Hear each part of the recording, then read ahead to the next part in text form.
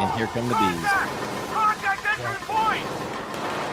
What do we got? We've got heavy contact rear. They need backup. Chief, I'm putting a fire team together and moving to the prone's position. Roger that. Move it! Yeah, I mean, they're at a stuck point, right? So they got heavy contact to the rear. All right, they got basically IED in front of them, and they're fighting in a very confined space. You know, your lateral movement left and right isn't there. Granted, they get some little bit of cover from those little cutouts, but again, how many of those you got along the way? How much, you know, maneuver? And to me, it really depicts, hey man, that those guys are in a pinch, man. There's really nowhere to maneuver when you're down in that tunnel system.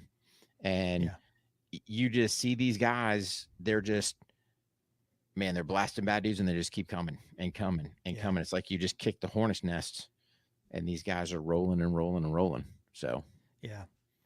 And, you know, there's no reason to worry about that tripwire. No one went forward with that, it looked like. And now they're just, you know, they're just busting ass back. And it looks awesome. You know, the instant reaction, they put in a fire team together. They're moving up. Mm-hmm. Watch your back! Let me go! Fucker! Lacroix hit! Move! Roll it! Move! So you see all these crazy muzzle flashes. Yeah. That's all Hollywood. Because they got to do that for their cinematography, and they get special blanks that will have that flash on there. Because I think one of the guys that was running a suppressed rifle, you know, that thing's all barking like a dog. It's like, no, but I get it for your Hollywood-esque, you know, piece. You got to sit there and put it in there. And go, yep, these guys are out, shit out of their life. Yeah. And old boy's right in the middle of the tunnel there, getting blasted, unfortunately, and they're trying to get to him. Mm-hmm. But yeah, man, it's a good scene. Shows them moving quickly and reacting to it, and yeah, that muzzle flash is pretty good for the for the movies. Cinematography, man, got to have it. Yeah. About just some generalities with the quote grind, getting after it, whatever word you want to use, it doesn't matter. So first and foremost, there's got to be some results to what you're doing. So the definition of insanity is doing the same thing over and over again, expecting a different result. So if you are out there grinding, whether it's physically, mentally, finance, marriage, whatever it may be, hopefully there's some type of results you're doing. And with that, of course, I always fall back to, boom, my notebook. It's what I keep what I journal in, what I keep my my to-dos, my goals, my dry fire, my workout, on the range podcast. Everything is in there in segmented different mini notebooks per se. So again, I think that's first and foremost, that if you are going to sit there and grind away, have some way that you can tangibly go, am I actually getting better? Am I improving 1% every single day? So let's say you're one of these, hey man, you want to take up running. Okay, cool. You run your first mile that first time, it's like 10 minutes, right?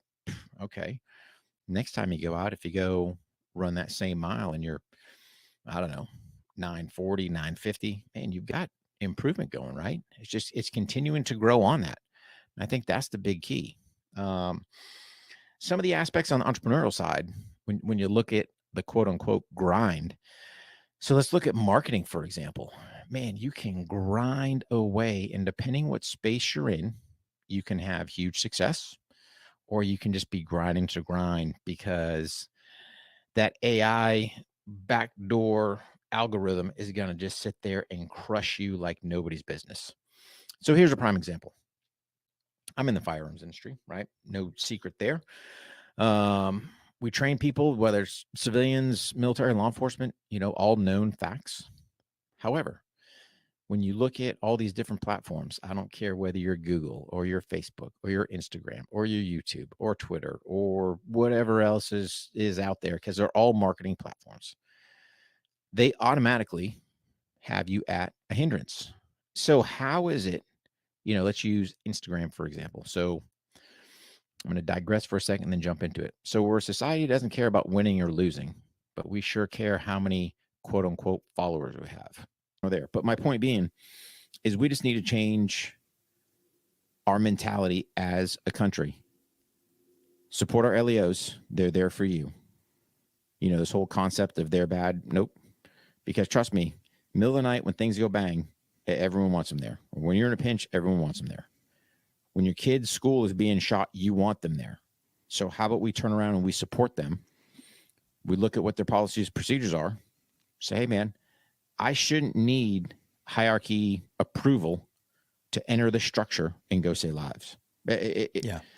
But if we're not ingraining that to them, I don't think, we're not doing anyone any justice. So yeah, that's just kind of my 2 cents in a quick roll. Yeah. And kind of getting back to the content creators and a lot of the guys, there's no reason to name names, but some of the folks we really respect and really want to hear their opinion. They got some really good content, but some of it just felt like they were just, hey, come watch this video, watch me bash the cops. And you and I have said it multiple times. Some of the things that we've seen and we've heard, indefensible, absolutely indefensible. Yep. But you got to ask yourself, is your content at all being detrimental to those who weren't involved in that department or law enforcement as a whole? Because I can tell you right now, when we were in the service, 95% of the time we were training, and then 5% were operational, right? Flip that around. That's law enforcement. 95% you're operational, 5% of the time, probably less, you're training. So you have to make the most of 5% if you're lucky. Yeah, if you're lucky. And that's why we're presenting the solution of bolster this roll call stuff. Bolster the mentality of getting training when you can if you don't have a radio call. Because here's the bottom line. We can't, you and I think most people agree, we can't just get rid of all of them. That's not the solution. We can't just get rid of all of them, right? Now, there's some of them, they should turn in their badges now. Yeah, you know what? I'm not going to argue that at all. But what I am saying is we can't get rid of the police department as we know it. We just can't. Even the current administration is saying that, right? But the numbers are so low. When you hear someone that you truly respect bashing the cops, is that going to teeter someone who's a good candidate and was interested in law enforcement to possibly not join? Maybe. However, when you start telling me that I have to recognize that that person who is transgender is now a biological female, that's where I draw the line. That's not true. That's where I draw the line. And you're not going to make me do that.